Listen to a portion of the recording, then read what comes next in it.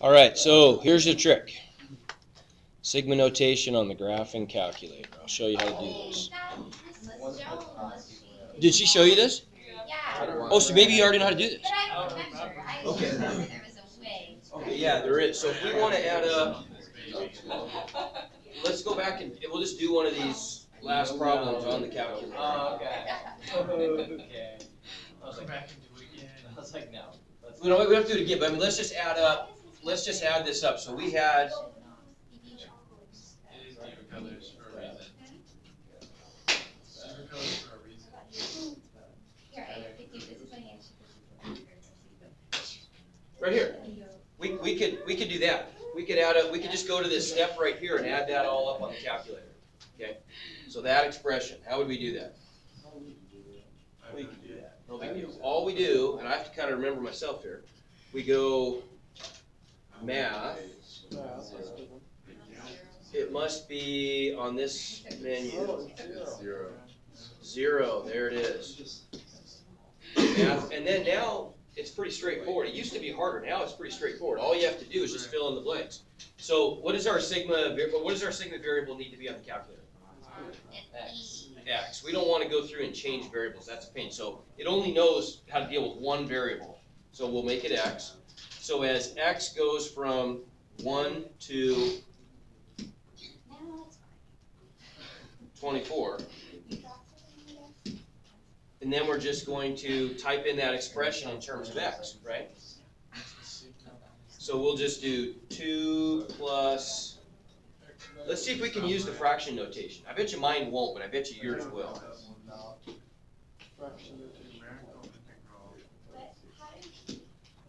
So 2 plus X 6.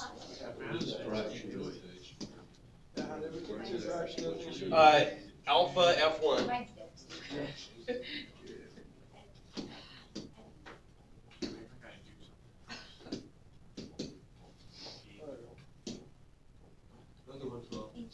And then times 1/12, yeah.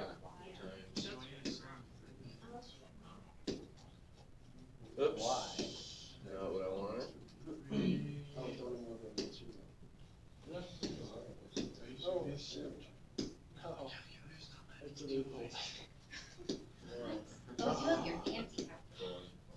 Okay? Good? Thinks a little bit. Yeah, it does it. Look at that.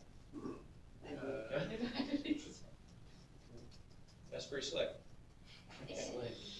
Now, you're going to have to, so let me caution you though, on the assignment, you're going to have to be able to do this both ways. I'm going to give you a graphing calculator test, which will be easy. It'll be kind of a reward. You won't have to, I mean, you'll be able to use your calculator. You know, I want you to know how to use your calculator to do this stuff, but you're also going to have to be able to do even a couple examples, nothing huge, but even a couple examples like this without a graphing calculator. Okay?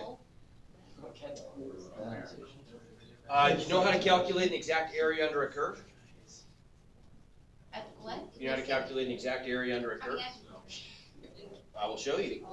So if we want to, look at this, if you want to find, okay, everybody watch this. This is a good one. So if we want to find the area, what we just do, the area under x squared plus 1 from 1 to 3. Once again, you got to be able to do this without a calculator too, though. So if we want to find the area, we would go x, just type in the function, x squared plus 1. Let's go ahead and just go zoom 6. We'll graph this thing. Okay, and we're going from 1 to 3. Okay. So is that going to fit? Yeah, that'll work. Okay, so we'll just go then, we go second calc, and right here, number 7. Now it's interesting that that looks like an integral. Isn't that weird to use that notation? Okay, lower limit is 1, upper limit is 3. There it is. Okay. What did we say it was? 32/3? Right? Wow. Okay, we just went, we graphed it, then we just went second calc 7. That's the calculus way of saying area under a curve. So we'll draw, you can kind of see into the future where the connection, where our shortcut's gonna come with this stuff. You might have wondered why we were doing this. What's this area under curve stuff have to do with antiderivatives? It seems like a weird transition. Well, you'll see. They're gonna kind of join the two of them. Okay. I think maybe there's another way you can do that too. I think if you just go straight to math and you go up to right here, number 9. Here's the other one. You can do finite integral, so number 9. And look what it does. Now this is, I'm kind of giving away, this looks weird. This looks weird. You'll see why we're doing this a little later, but you can put in the lower limit there, so that's 1. You put in the function, that's the upper limit is 3. Here's the function, so that was x squared plus 1. And then x is the variable of the function, right? So we put in an x there. This one's going to seem kind of mysterious, but soon this will make total sense. Hit enter, and we get back the same answer. Done. Okay, I'm done.